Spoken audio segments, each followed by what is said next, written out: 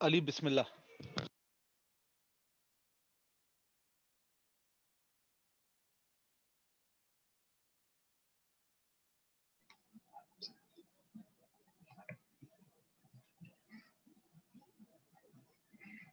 अऊज़ु बिल्लाहि मिनश शैतानिर रजीम। बिस्मिल्लाहिर रहमानिर रहीम। वल आदियाति ज़बहन फल मूरियाति क़दहन फल मुग़ीराति सुबहन फ़असरन बिही नक़अन फ़वसतन बिही जमअन इन्नल इंसान लिरब्बिही लक़नूद व इन्नहु अला ज़ालिका लशहीद व इन्नहु लिहुब्बिल खैरि लशदीद अफला यअलमु इज़ा बुअसिर मा फिल क़ुबूर व हुस्सिल मा फिस सुदूर इन्न रब्बहुम बिहिम यौमइज़िन लख़बीर सदक़ल्लाहुल अलियुल अज़ीम।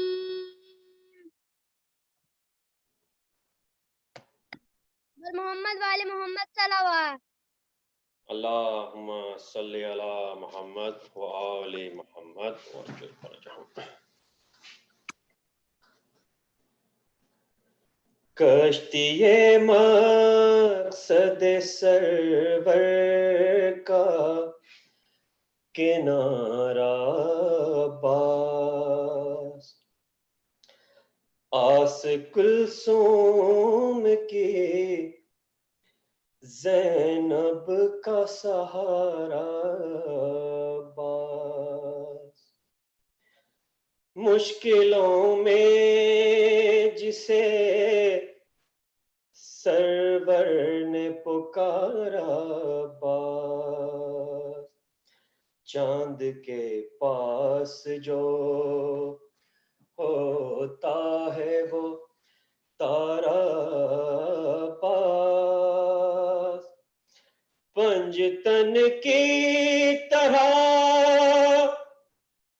इस्लाम को प्यारा बास वो है कुरान तो कुरान का पारा बास वो है कुरान तो कुरान का पारा बास हाँ वफ़ाओं का वली इब्ने वली कहलाया शान ईमान किया वाज़े जली कहलाया गुलशने दीन पयंबर की कली कहलाया करबला में यही अब्बास अली कहलाया किसी इंसान पे जब फजल खुदा होता है गैर मासूम भी मासूम नुमा होता है गैर मासूम भी मासूम नुमा होता है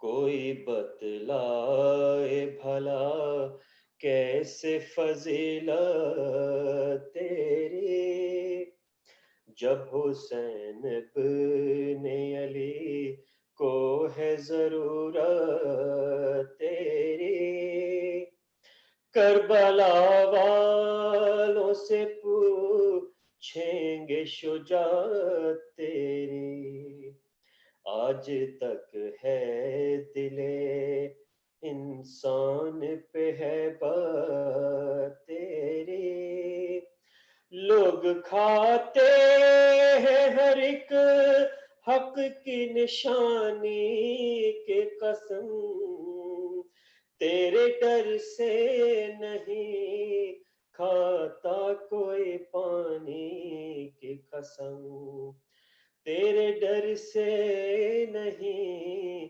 खाता कोई पानी की कसम। नाम अब्बास है मैं शेरे लाही कहूँ शेर, मेरी तलवार लगा देगी सरे जुल्म के ढेर, मुश्किलें लाख हो इससे नहीं डरते हैं दिले, छीन लूं नहर भी सिर्फ इशारे की है देर, बच्चे प्यासे हैं मेरे शाह मदीना की कसम, बच्चे प्यासे हैं मेरे शाह मदीना की कसम, आग पानी में लगा दूंगा सकीना की कसम, आग पानी में लगा दूंगा सकीना की कसम। जरूर।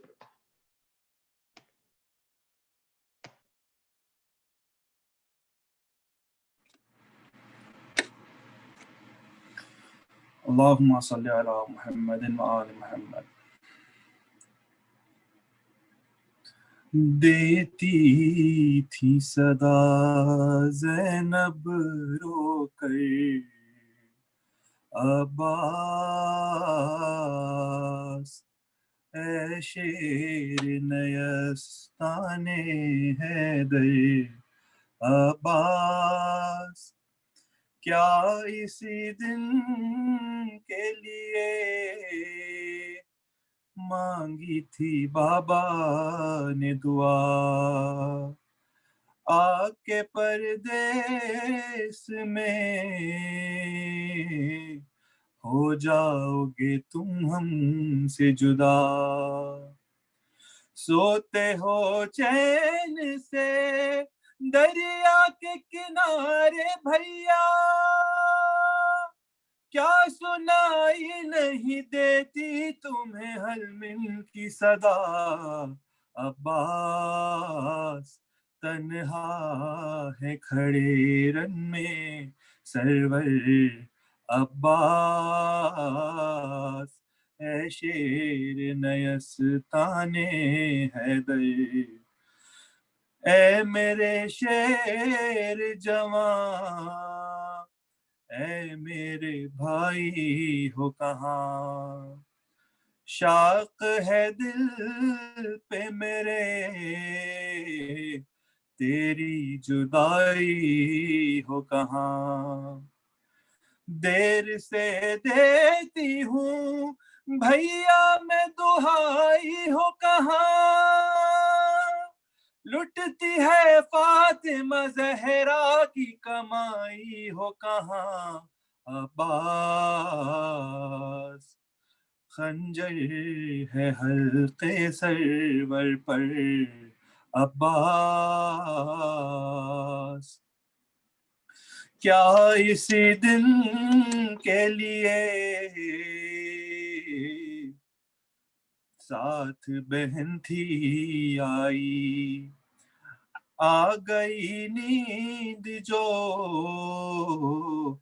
दरिया की तराई पाई, फिर पलट कर हमें सूरत भी नहीं दिखलाई, आ गया रन से अलम तो आ गया रन से अलम तुम नहीं आए भाई, अब्बास फटता है मेरा सदमे से जिगर, अब्बास ऐ शेर नयस्ताने हैदर, गिर के घोड़े से सदा बाप को अकबर ने जो दी, दिल बरे फातिमा जहरा की अजब हालत थी। हाथ मलते थे कभी, घाट को तकते थे कभी, थाम कर टूटी कमर कहते थे फर्जंदे नबी अब्बास। लाऊं कैसे लाशे अकबर अब्बास, ऐ शेर नयस्ताने हैदर। हाल शबीर का अब तो नहीं देखा जाता, है कमर खम नहीं आंखों से सुझाई देता। ये ज़ईफ़ी ये जवां लाल का सदमा भैया, थाम लो बढ़ के जरा हाथ तुम ही भाई का अब्बास। खाते हैं ठोकर पर ठोकर अब्बास, ऐ शेर नयस्ताने हैदर। भाई को भूल गए, ध्यान ना बहनों का रहा, याद आया ना कोई पाई जो दरिया की हवा। हाय किस दिल से किया तुमने गवारा भैया, हर तमाचे पे सकीना ने तुम्हें याद किया अब्बास। जब छीन गए कानों से गौहर अब्बास, ऐ शेर नयस्ताने हैदर। है कयामत का समा, लूट है हर सिमत मची, कोई पुरसा नहीं, हालत है अजब बच्चों की। ताजियाने कोई खाता है तमाचे कोई, आग दामन में है मासूम सकीना के लगी अब्बास। उठ भैया उठो लो जल्द खबर अब्बास, ऐ शेर नयस्ताने हैदर। छोड़ कर दश्ते मुसीबत में बहन को भाई, तुमने अच्छा ही किया दूर बसाई बस्ती। देख सकते थे कहाँ तुम तो ये हालत मेरी, बलवाए आम में भैया मैं खुले सर हूँ खड़ी अब्बास। आधा ले गए सर से चादर अब्बास, ऐ शेर नयस्ताने हैदर अब्बास, ऐ शेर नयस्ताने हैदर। दुरूद भेजिए मोहम्मद वाले मोहम्मद, अल्लाहुम्मा सल्ली अला मोहम्मद व आले Mohammad.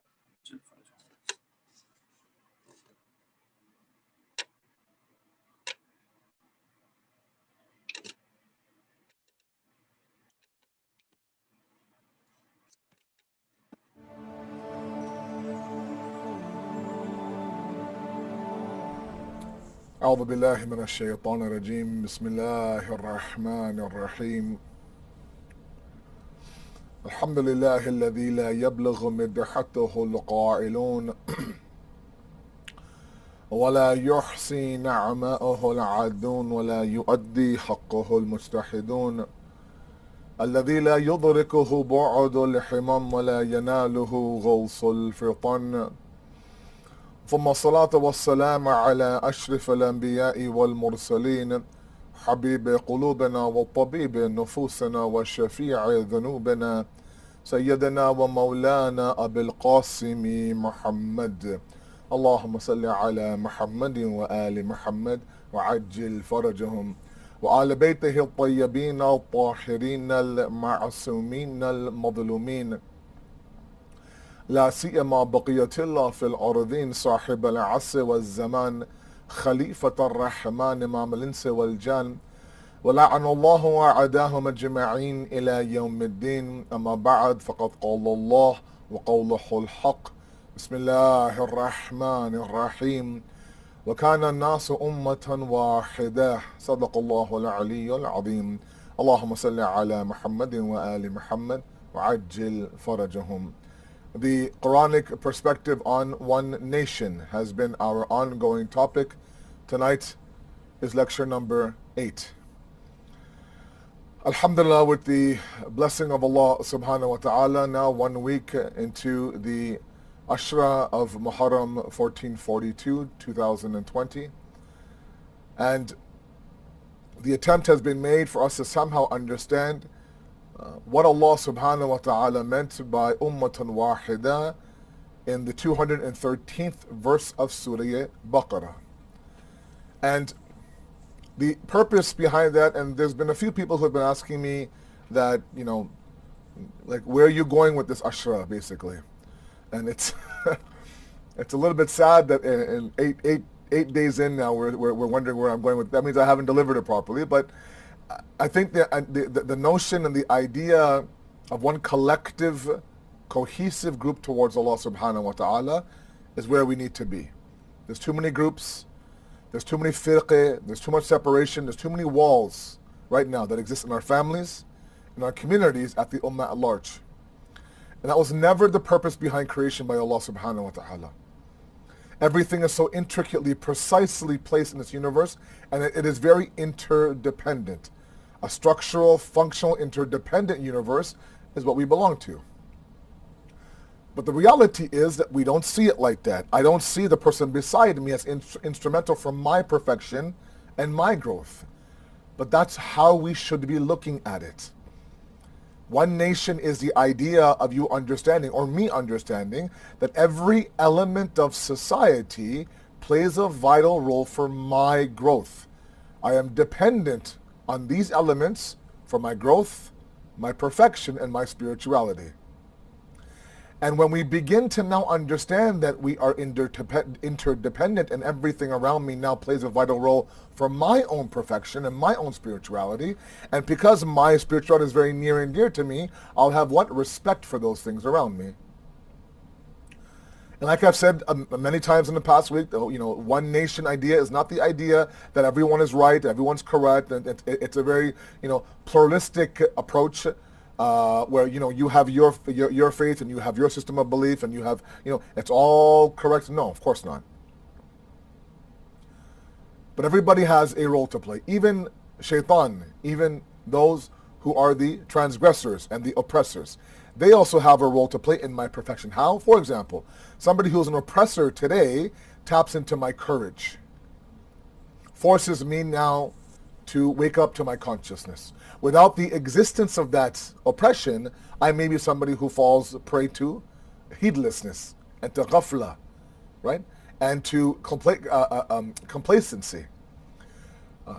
Every element plays its role. And my only purpose behind this entire discussion with all of you is this idea that we have to now come back full circle to that initial reality that Allah mentions in Surah Baqarah, verse 213.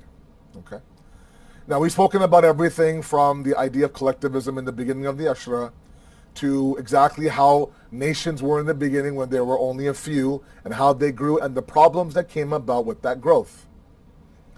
In the past 2 nights now, we've spoken about the barriers and the reasons why we've kind of gone into our little small groups. And one, of course, is the idea of elitism. I talked about divine fantasy. I talked about elitism by association. I talked about individualism in a me-centric era yesterday. And tonight I want to mention one point that Allama Tabatabai in Tafsir mentions, and that is that one of the primary reasons why the human being began to separate and so many differences came about was because knowledge inside of them increased. Okay. Now one would think that with knowledge now, that's a very virtuous thing, right? To be knowledgeable is great. In the world of akhlaq, in the world of Islamic morality, and I have a different set of lectures that I'm doing in California every night on the Islamic morality system, on akhlaq, and in there we're talking about discussions from the book called Jami al-Sadat. And while I don't want to repeat everything that I mentioned in that discussion last night, what is vital to our discussion on One Nation is this idea and this notion that in the faculty of the intellect, right, there is a deficient level of intellect, there is an excessive level of intellect, there's a moderate desired level of intellect. And all three of these levels produce different behavioral traits and attributes. For example, I'm not going to expand because it's not my topic. I don't want to lose my topic. A deficient amount of intellect, results in individuals who are foolish. Right? Individuals who are ignorant, obviously, right? Who have this jahl about them. And we can see that jahalat and that ignorance today in society. Be it those who are simply ignorant, who refuse now to be knowledgeable, those who, of course, are egotistically ignorant. They're ignorant, but they don't know that. They refuse to accept the fact that they're ignorant. وَإِذَا قِيلَ لَهُمْ لَا تُفْسِدُوا فِي الْأَرْضِ قَالُوا إِنَّمَا نَحْنُ مُصْلِحُونَ. When it is said to them, don't do fitna and fasad on the land, they say, us? We're the peacemakers. We're not the ones causing all sorts of corruption in Yemen and Palestine and Syria and Iraq. No, we're the peacemakers. We came to free the people from their governments. No, those are people who are egotistically ignorant, right? That's a deficient level of the intellect. An excessive amount of intellect is that knowledge now becomes a veil for you. Now please follow me. It's a very crucial discussion tonight. Becomes a veil for you. The moderate desired level of the intellect is wisdom, is hikmat, right? To be a hakim, to be somebody who is wise in today's ever-changing world is of utter importance. And so one of the areas that caused a lot of division in the early stages of human history was the fact that the human being began to have increased access to sciences and knowledge.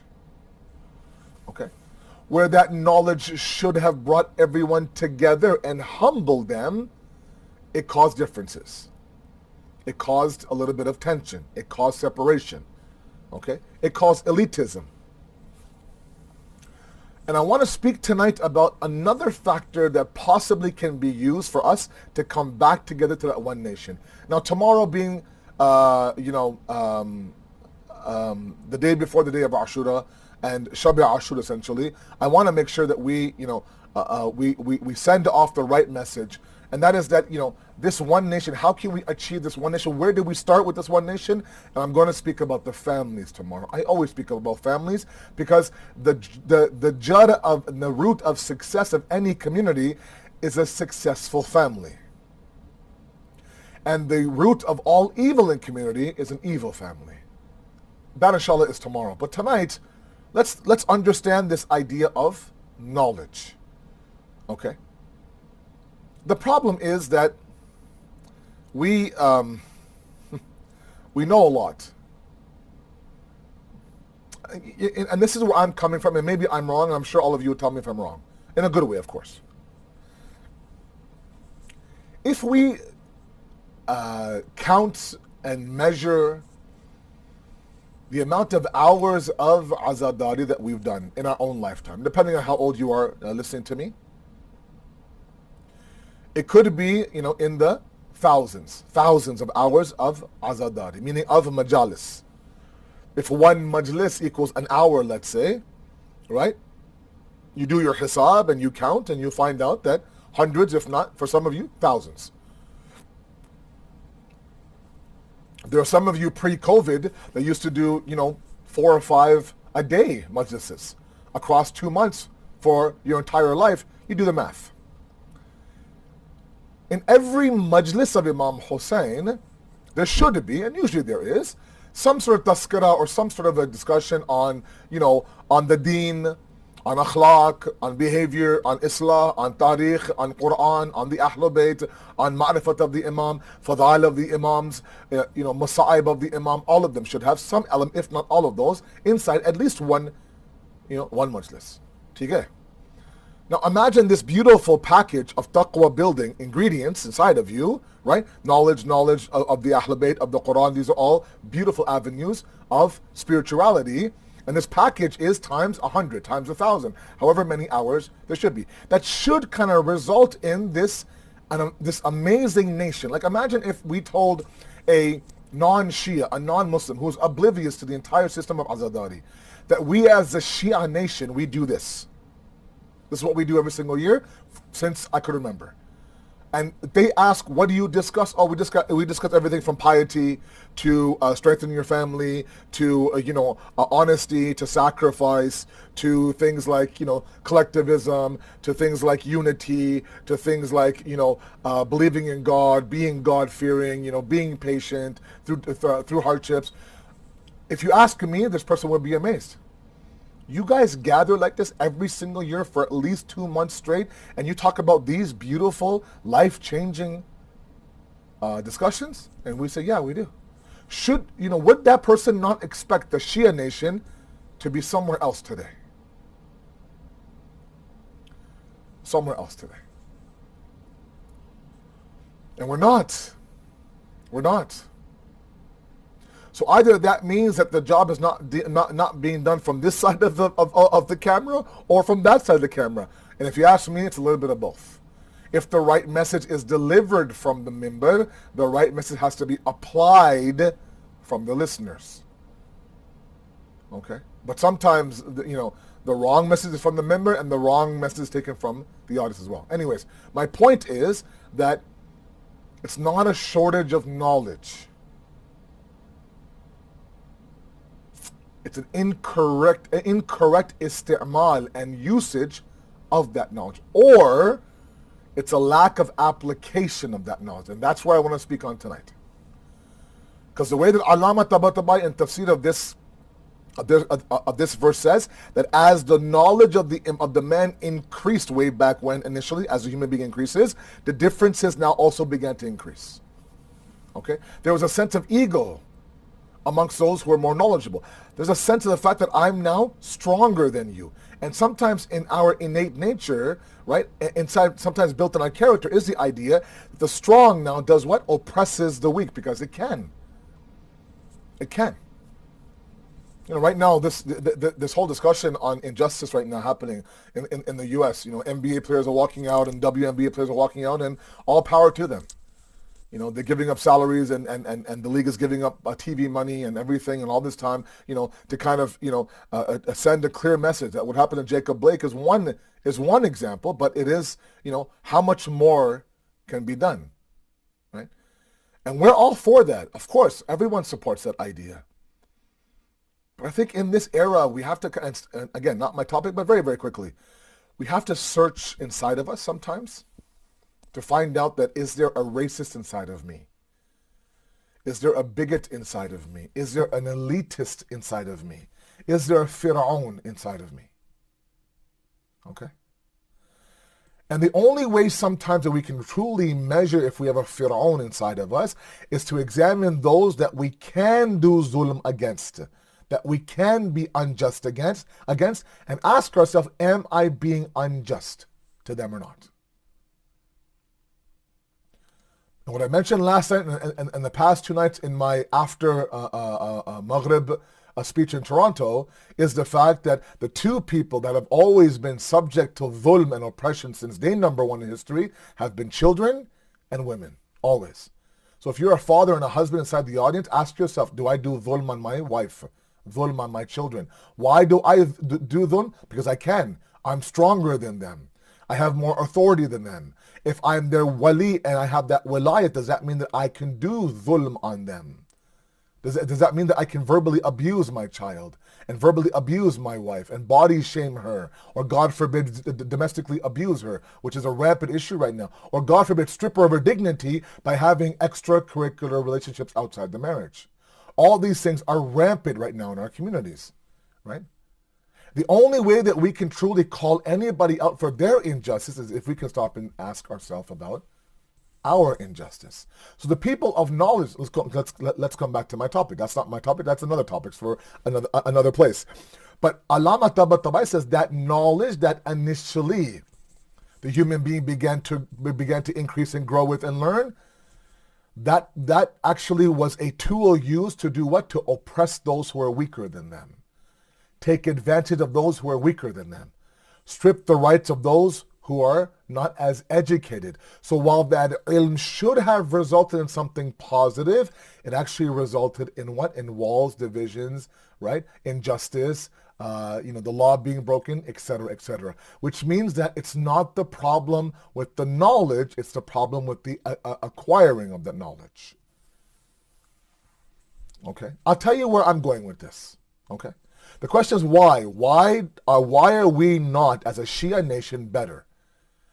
Why are our communities not stronger? Why aren't our marriages better? Why aren't our kids more faithful if we have this aza and this institution of azadari? Nobody, I'm sorry, you look up and down the Islamic different sects of Islam, look up and down the major religions, nobody has the treasures of knowledge and spirituality like we do as the Shias. At least access to those treasures. Nobody has the du'as of the Ahlul Bayt, the ahadith of the Ahlul Bayt. Nobody has the hawza of the Shias and Najaf and Qum. No one does. We have those treasures, right? We have those blessings. We do. And to still see the fact that men abuse their wives and parents abuse their children by telling them at the age of 8 that you'll amount to nothing, you're a zero, you're a waste of time, you're a na-laik bacha. At the age of 8, stripping them of their dignity. Right? Who? This is a Shia of Imam Hussein, Azadar of Imam Hussein, who has access and have heard hundreds and thousands of hours of majalis. From who? From ulama, from grand ulama. Something is missing, guys. There's a disconnect somewhere. And the disconnect speaks to the fact that we have knowledge sometimes incorrectly labeled as the path to spirituality. No doubt. You have to know. But Imam Khomeini rahmatullah alayhi says that sometimes that knowledge and that ilm becomes a veil for us. It closes our eyes when it really should be opening our basirat and insight. So what is that missing ingredient? Amal. Amal. Those individuals, back then that Allama talks about, are individuals who had knowledge. They were scientists, astronomers, mathematicians. Absolutely. But part of the process of ta'aleem is tazkiyah.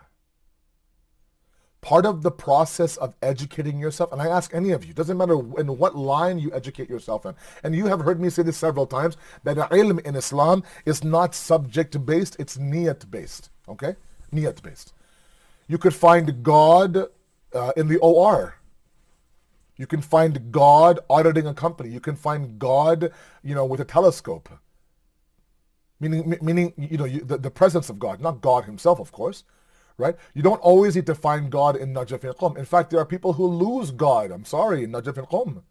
It's true. Right? So ilm, the Prophet says ilm is abadan and adiyan, secular and spiritual, but they're both considered to be ilm, provided it takes us back to Allah subhanahu wa ta'ala. Anyways, the problem is that if that ilm is alone without purification, that ilm can very easily not only become a veil, but become a reason for your arrogance. So my youth out there who are pre-med, going down the road of becoming a doctor, a person right now who's running a very successful business, a person right now who's studying to be, a PhD student, or an accountant, let's say, or a lawyer, or anything that might bring in a good amount of money as in terms of salary, always remember, for that salary, for that status, for Mr. MD not to get to your head, you have to purify your soul. Without the tazkiyah, the ta'aleem can easily deviate you from the path of Allah. It's ilm, it's knowledge, it's beautiful, it should be virtuous. It has to be compound and mixed and joined with purification. Right? وَيُزَكِّيهِمْ وَيُعَلِّمُهُمُ الْكِتَابَ وَالْحِكْمَةِ Surah Jum'ah says. The primary purpose of sending the Prophet of Allah to Mecca, relate to them the signs, وَيُزَكِّيهِمْ. Look at the tartib, look at the sequence now. Purify them, then teach them. Purify them, then teach them. Purify them, then teach them. Because we don't need to have a lot for us to feel like we're elite, right? Our nose goes in the air, our chest comes out, right? If we know a little bit. Even to the point we have the himmah to sit on the minbar during the first Ashra of Muharram when we don't have any business doing that. Why? I've read a book. I used to be neighbors of an alim, for example. Right? Maybe I have good khitabat and I have a good, oratory skills. This is the first 10 days of Muharram. What business do you have being on the minbar? Just because you have a little bit of a thicker beard and maybe a nice accent, maybe you've read one book. Anyways, not my topic, I wish it was. So knowledge by itself, apparently from the tafsir, not only is it not enough, it's dangerous. It's dangerous. So what is it that strips knowledge of that danger? It's amal. Why do I mention this tonight? Because the fastest growing religion inside of the U.S. and I would say North America, but more the U.S., is no religion at all. Is no religion at all. You know what that means? That means that this whole concept of organized religion is one that our youth and our youngsters are running away from. Like one of my biggest fear of how our communities will look post-pandemic. Okay? The pandemic is over, everything is okay, the numbers are still kind of going to be there. The vaccine comes, just like the flu, whatever, we kind of live our life, and if the flu comes, we take the vaccine or we rest, and inshallah everything will be okay.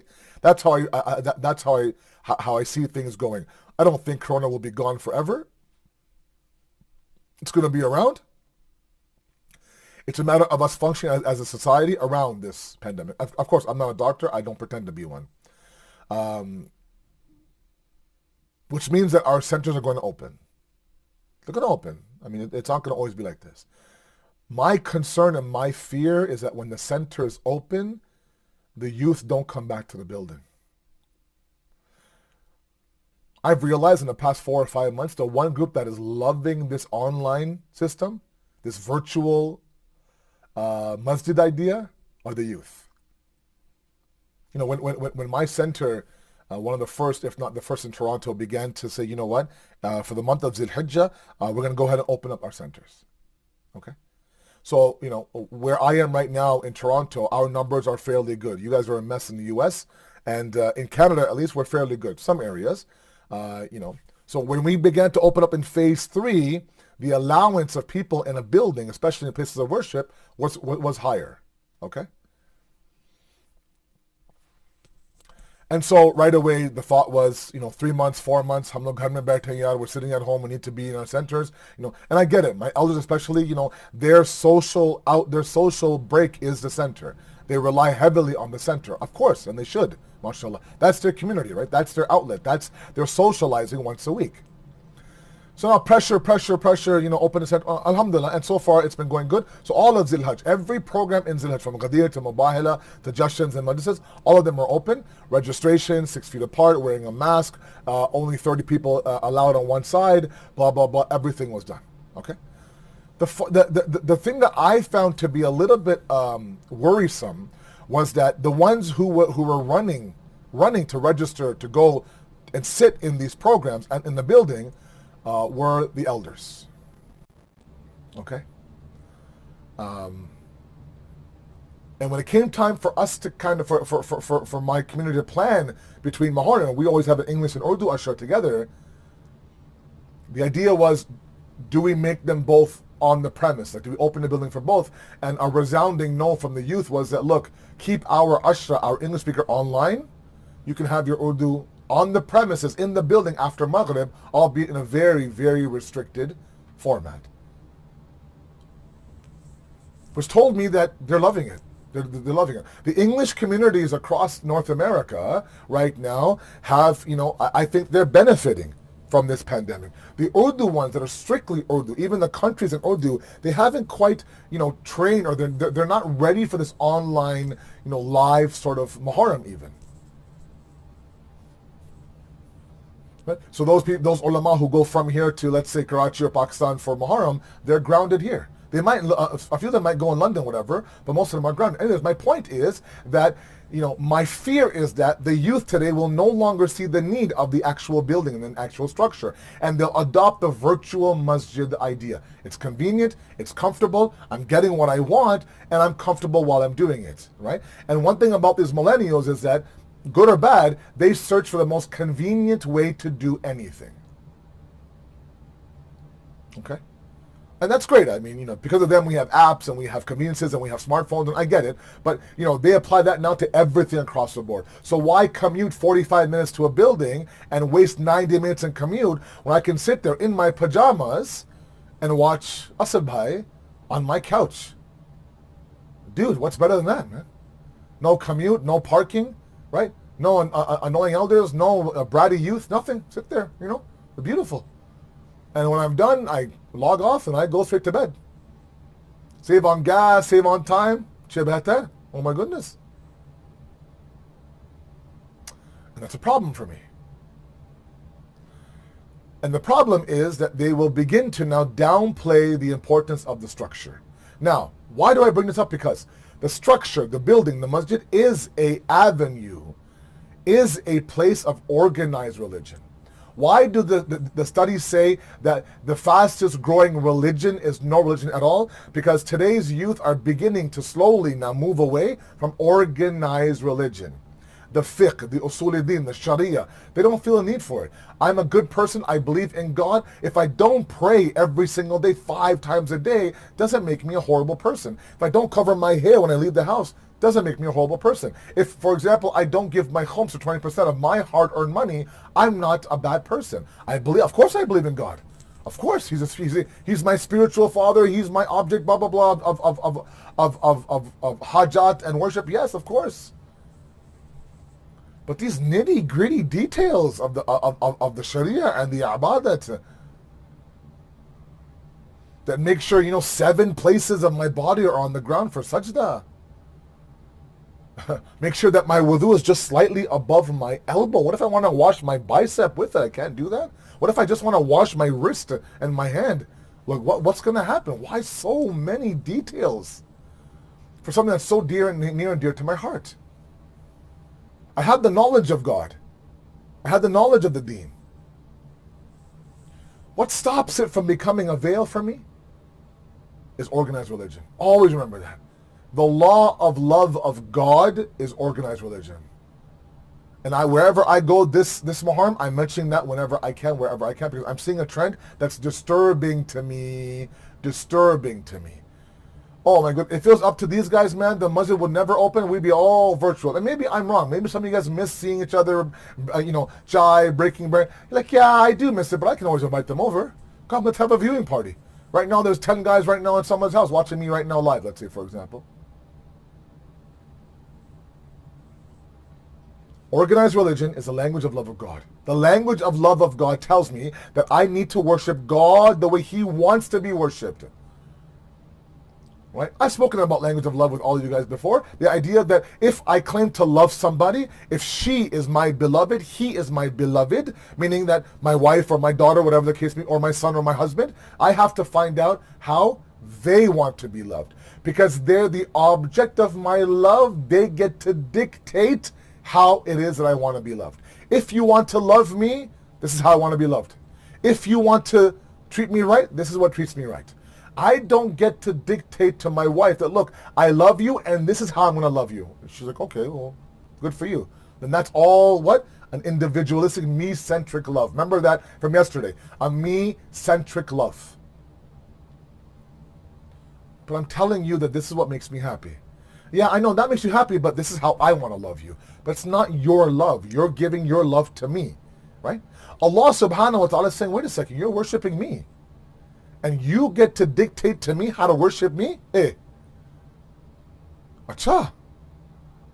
Meaning I'm the object of your worship. I'm your ma'bud. Everything that comes down from me, nitty gritty details, are from me, not from anything else.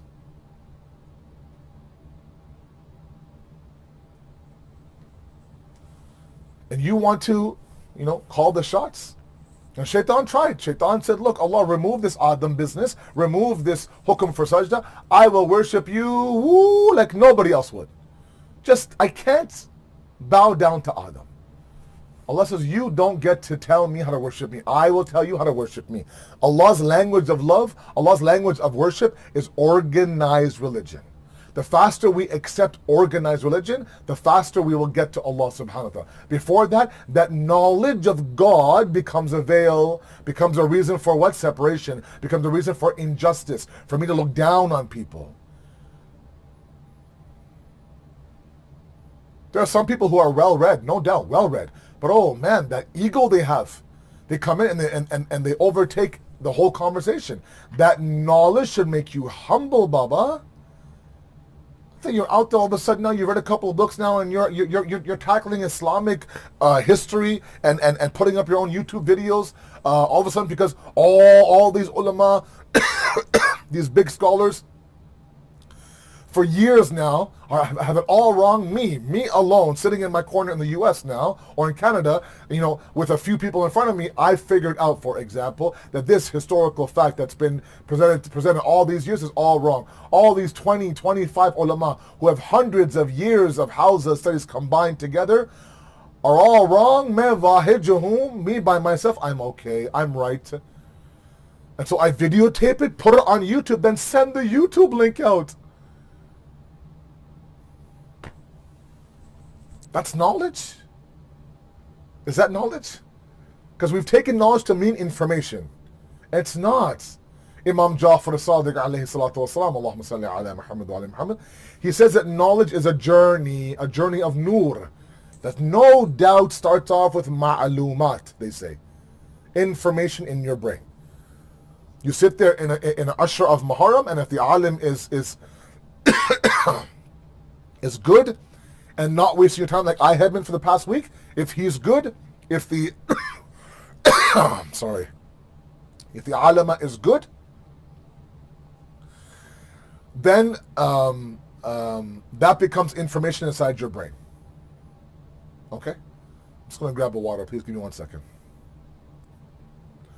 Sorry about that. So that information is in the brain. That now has to descend onto the heart. So it's no good in the brain. There's lots of things in the brain. Has to come down to the heart. Once it comes down to the heart, then it has to convert into amal. So what was once what I know now becomes what I do. What was once my ilm becomes my amal. The lam and the mim now simply switch.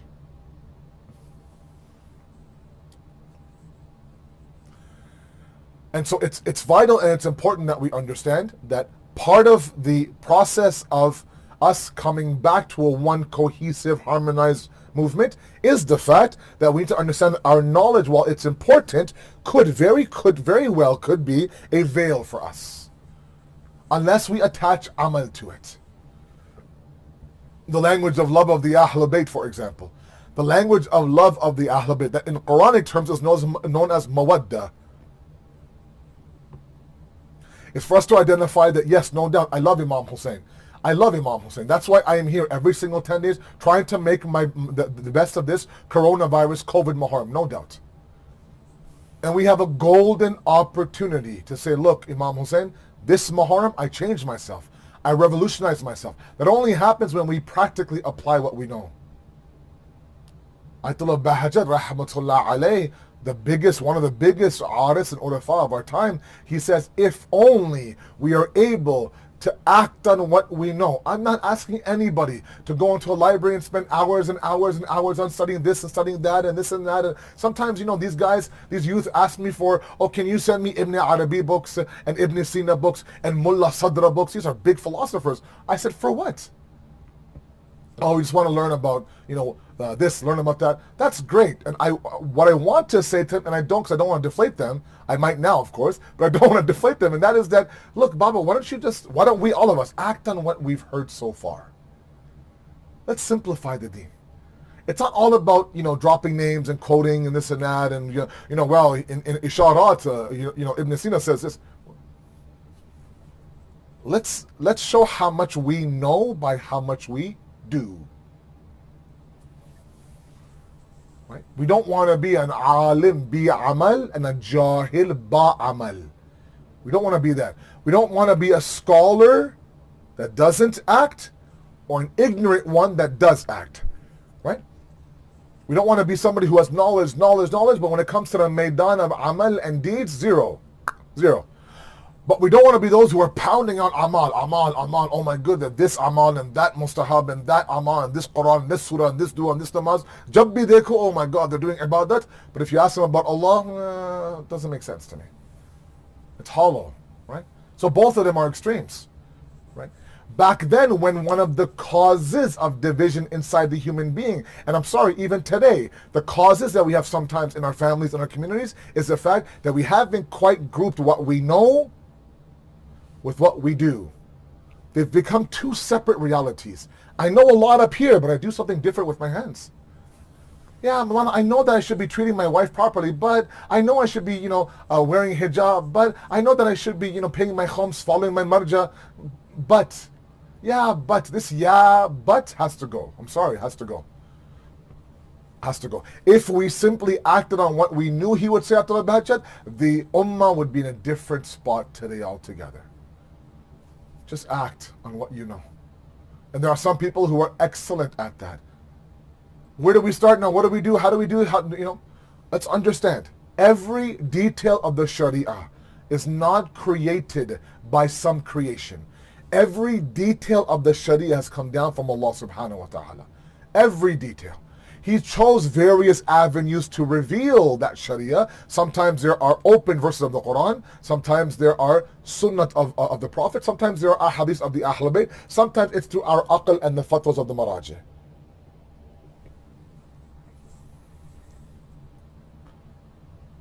But to discard this, to say, I don't need organized religion, is false. That's when knowledge becomes a veil. And so in this Muharram, if we ever want to focus on anything, if you're someone who's had a talk with yourself that this Muharram is going to be different, it's going to be different, I ask you, where do you start? And there's a lot. Sometimes it's overwhelming. And let me keep it very simple for all of you, please. Very simple for all of you. Start with salat. Get your namaz down. That's it. Everything else will follow. Get your namaz. Namaz is the jud. Namaz is the root. Namaz is the base of the entire building of your building of amal. Okay? No one starts building on the 15th floor. You can't. You need something for it to rest on. Every deed of ours is resting on salat and namaz. Okay? That's where you start. Imam Hussein, you gave your life, you sacrificed you and your family and your companions for the sake of the deen. The pillar of the furu of the deen is salat. I'm going to get my salat down packed. These are simple reminders. And you guys know me very well. I don't present mind-blowing content, big 4-syllable words. No, there's other speakers for that. You can go there for that. That's fine. You come here, bahut hi saade alfaz mein. This is how I am, because I'm a saade insan, mashallah. I don't look like one, but inside, very simple. Start with your salat. Don't wait for this light to come in for your salat. The problem is that they don't see, today's youth, again, let me know if I'm wrong. Today's youth don't see a problem, don't see the reason why I should prescribe to organized religion if I don't know why I'm doing it. And that's the problem. right? You have to look at the deeds and the amal with the lens of submission. That if my Creator said to do A, that's enough for me. I will do A. If later on that Creator gives me the tawfiq and inspiration and the gift of understanding why A is wajib, then fine. If not, it's not a prerequisite. I just don't feel like it, Malana. I said, bhai, I need to feel like I want to pray namaz. Allah, you're feeling. I want these emotions. I don't feel. So right now, you know what? Today, until I get that feeling, I'm just going to take a break, right? Let me take off my hijab for a week, see how that feels. If it feels bad, then I know the hijab was good, right? Let's put it back on. Right? Let me take a step back. Maybe, I'll fast every second day just so I understand the importance of fasting in the month of Ramadan. You would be shocked to find out how many people email me and say, is it okay if I fast every second day in the month of Ramadan just so I don't become, it doesn't become monotonous. Doesn't become like habitual. I want to really capture the ruh of the month of Ramadan. So I'm going to skip one roza and fast the next day, and skip one roza, fast the next day. MashaAllah. MashaAllah. Jio Hazar Saal, yaar. Really. May Allah bless you. This is a joke. It's a game. We haven't understood submission. We're submitting to ourselves. That's why yesterday's talk was so vital. Me-centric in our worship means that until I understand it, I'm going to worship. Where's God in all this? Where is God in all this? It's not a prerequisite. Okay? وَأَنَا عَسَىٰ تَكْرُهُ شَيْءٌ وَهُوَ خَيْرٌ لَكُمْ وَأَنَا عَسَىٰ تُحِبُّ شَيْءٌ وَهُوَ شَرٌ لَكُمْ. It could be that you despise something, but it's good for you. It could be that you love something, it's detrimental for you. Sometimes how we feel, how I feel, has nothing to do with anything. Submit, and that's it. I mentioned that yesterday. Because that amal now will what? Will simplify. And will what? And will purify the knowledge. Yeah, that's a better way of saying it. That worship will purify the knowledge. Without that worship, the knowledge can be tainted. And when knowledge is tainted, it becomes the ego very quickly. The more you submit, the more you realize your maqam and your station and your level in the eyes of Allah subhanahu wa ta'ala. Then no matter, you could be a Muslim, you could be a marja, you'll be the most humble man. The more I knew, Ibn Sina says, the more ignorant I became to myself. The more I knew how much I didn't know. Oh, the more I read, the more I studied, the more I realized my own jahalat. That's what ilm should bring. Not that the more I study, the more knowledgeable I am than this person, that person. Yeah, inko kuch malum nahi hai. He has no idea what he's talking about. I know, na. Mujhse pucho, I know. Ooh, the ego that comes from knowledge. Whew. Baba, purify that, man. It's dirty. Clean. Usko saaf karo, yaar. Go on the musalla and clean your knowledge. Let your forehead taste the khak of Karbala. Then you understand. And all of these principles are all Islamic principles that my Aqa and Mawla Hussein left his comfortable Medina to do what? To sacrifice. Uphold these principles of the deen. And he brought with him some of the most biggest and the most strongest warriors of his time.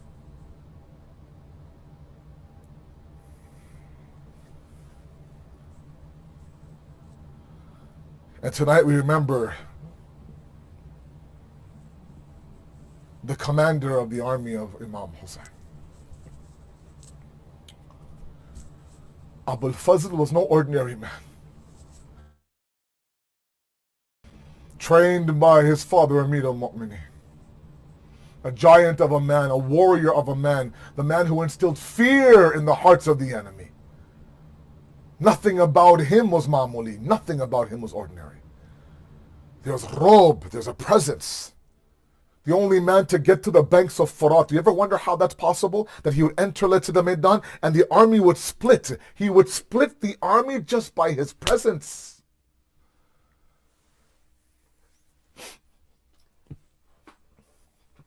He comes to Imam Hussein, Mawla, give me ijazat, Mawla. This is a very hard shahadat to recite. And if I miss everything, you'll forgive me. Sometimes you just don't have the heart for it. It's very difficult, these musibahs, to listen to recite, to recall. But we're simply retelling an event that my Mawla Hussein experienced not just across 10 days. He experienced it in one day, from the adhan of Ali Akbar until قَدْ قُتِلَ حُسَيْنِ بِكَرْبَلَاء أَسْرِ عَاشُورَ. Mawla, give me ijazat. Abbas, you are the Sardar of my Lashkar. You are my Alamdar. Mawla, give me ijazat. Mawla, give me ijazat. The sounds of ala atash are killing me. Looking at your dry lips are killing me. I know I can get water. I know I can defeat this enemy. Give me ijazat. Give me ijazat. When all of the ashab are gone and some of the Bani Hashim are gone, when finally Abu Fazl comes to Imam Hussein again and says, Mawla, give me ijazat. Abbas, you're my alamdar. Abbas, you're my salar. Abbas, you're the head of my army. He would look around and says, Mawla, what army is left that I'm your alamdar of? He says, Abbas, if you want to go and get water for the children. Imam Hussein now prepares Abu Fazl for battle.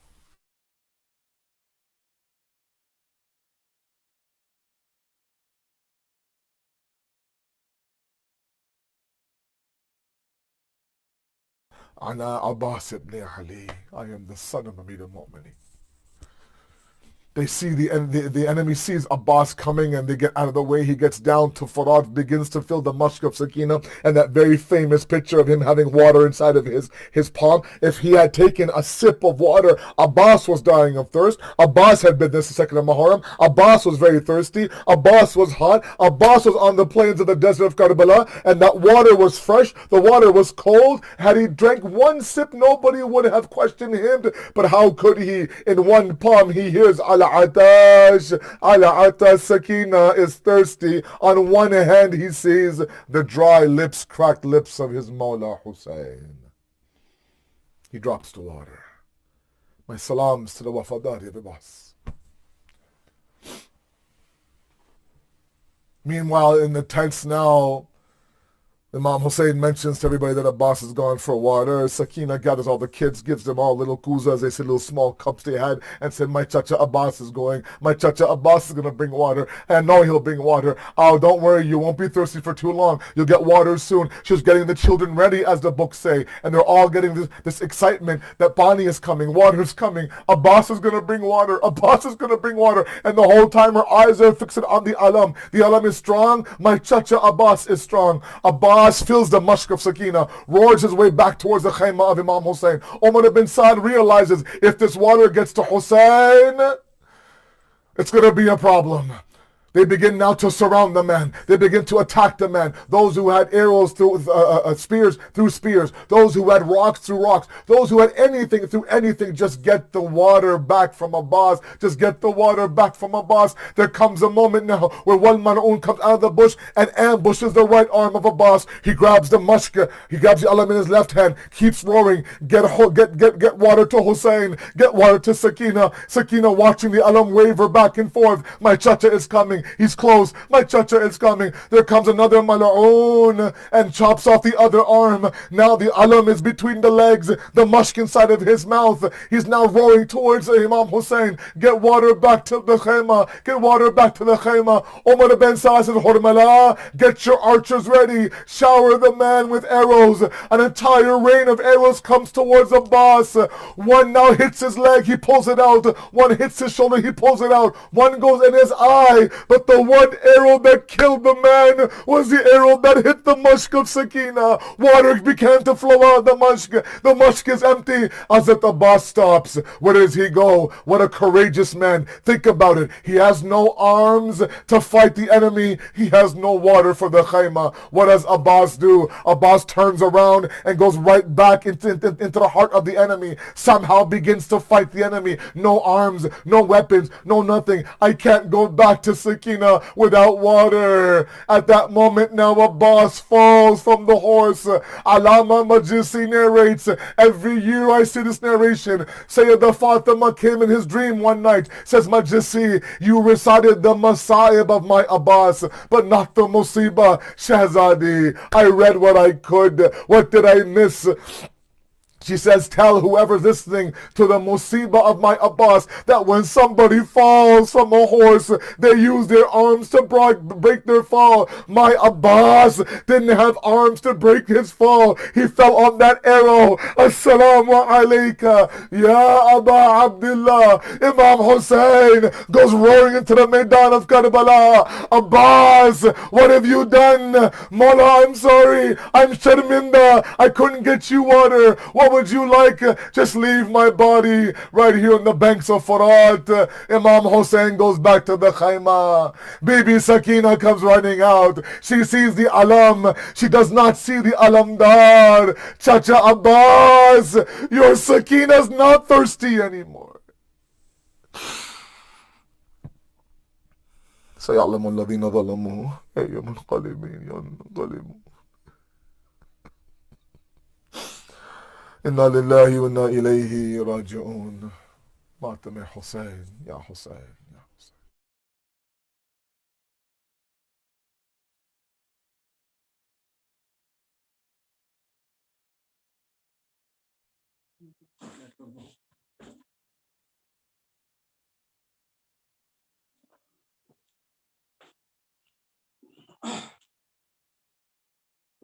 Ya Hussein, Ya Hussein, Ya Hussein, Ya Hussein, Ya Hussein, Ya Hussein, Ya Hussein, Ya Hussein, Ya Hussein, Ya Hussein, Ya Hussein.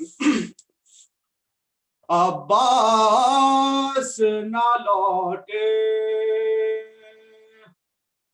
Abbas na lौटे, शे आ गए, मश्क आ गई. Abbas na lौटे, शे आ गए, मश्क आ गई.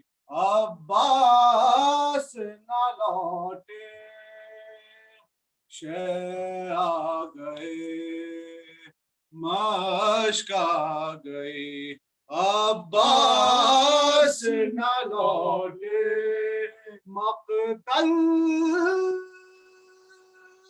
की ज़मीं भाग गई. Abbas na lौटे, शे आ गए, मश्क आ गई.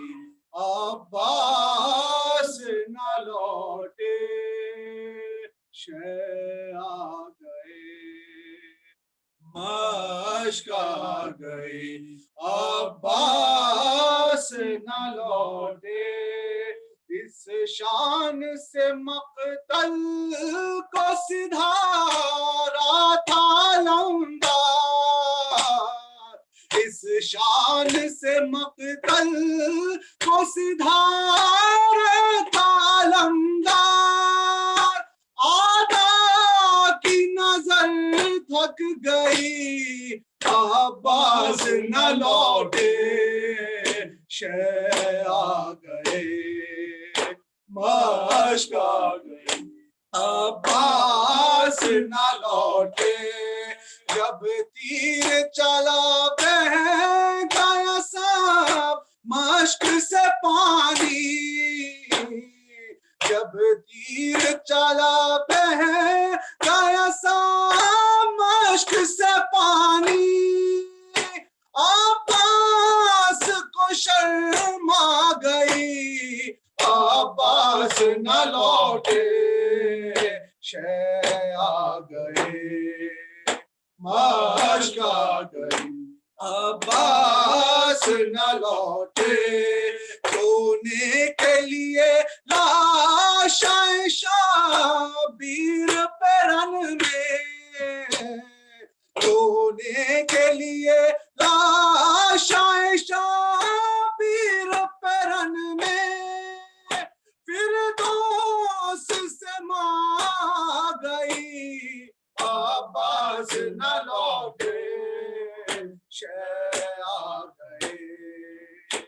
मशका गई अब्बास न लौटे, खैमों में लगी आग तो मुंह को बुलाने, खैमों में लगी आग तो मुंह को बुलाने, मासूम सकीना गई अब्बास न लौटे, शह आ गए मशका गई अब्बास न लौटे, हद हो गई भाई तो मनाने लब साहिब, हद हो गई भाई को मनाने लब साहिब, खुद सानी जहरा गई अब्बास न लौटे, शह आ गए मशका गई अब्बास न लौटे, क्या जानिए क्यों रूठ गए कहती थी ज़ैनब,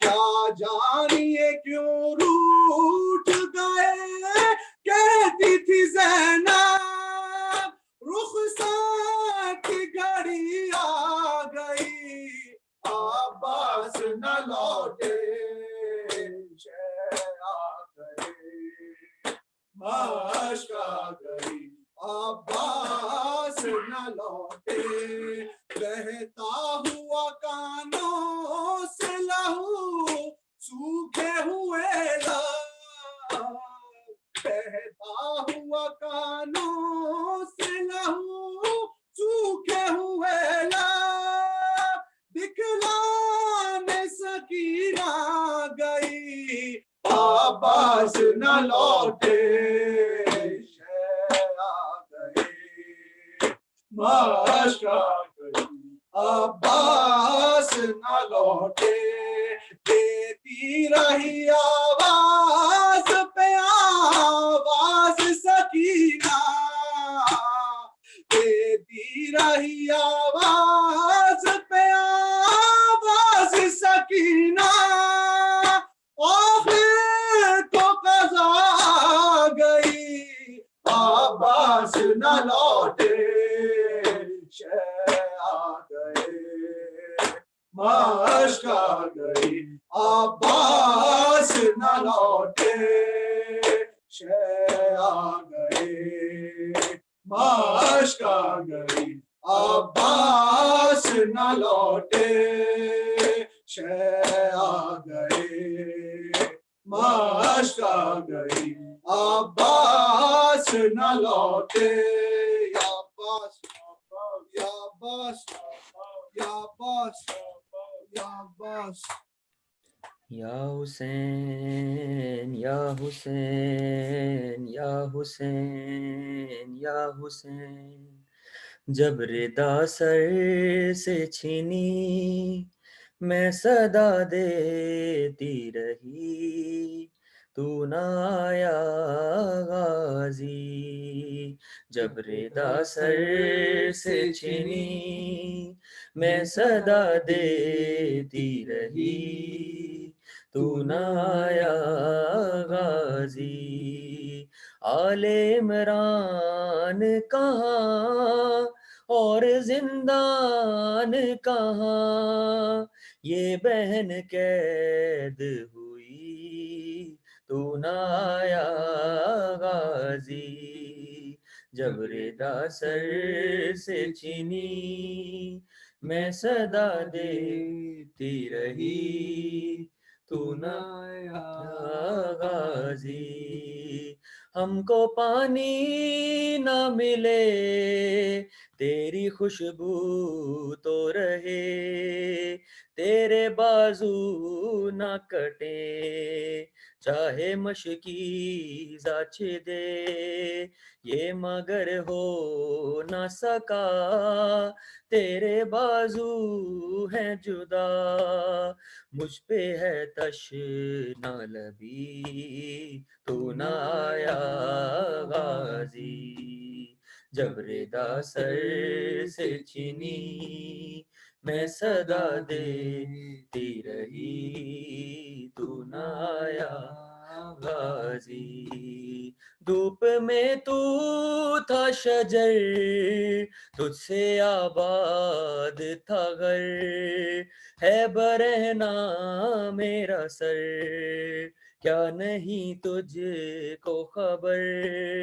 ए अलमदार वफा, इस बहन को बाखुदा, तुझसे ढारसी बड़ी, तू ना गाजी। जब रिदा सर से छिनी, मैं सदा देती रही, तू ना आया गाजी। आ गई शाम अलम, लुट गए अहले हरम, रेत पर जलती हुई हो गया ठंडा अलम। पुरसा देने के लिए, मुझसे मिलने के लिए, आ गए बाबा अली, तू ना आया गाजी। जब रिदा सर से छिनी, मैं सदा देती रही, तू ना आया गाजी। क्या कहूँ शेर मेरे बेरिदा हमको लिए, ये मुसलमान सारे शहर दर शहर गए। खिलकते कूफा कभी, हिलकते शाम कभी, और हाँ हम पे हंसी, तू ना आया गाजी। जब रिदा सर से छिनी, मैं सदा देती रही, तू ना आया गाजी। कितनी बेबस थी बहन ए शहनशाह वफा, नाम ले ले के मेरा जब ये जालिम ने कहा, नाज था जिस पे तुझे, अब बुलाओ ना उसे, और मैं रोती रही, तू ना आया गाजी। जब रिदा सर से छिनी, मैं सदा देती रही, तू ना आया गाजी। कैद खाने में कज़ा जब सकीना को मिली, देके कुर्ते का कफन बच्ची दफनाई गई। उस घड़ी नाम तेरा सूरते नादे अली, दुख में दोहराती रही, तू ना आया गाजी। जब रिदा सर से छिनी, मैं सदा देती रही, तू ना आया गाजी। आले इमरान कहाँ और जिंदान कहाँ, ये बहन कैद हुई, तू ना आया गाजी। बर मोहम्मद वाले मोहम्मद बुलंद सलावत, अल्लाहुम्मा सल्ली अला मोहम्मद व आले मोहम्मद।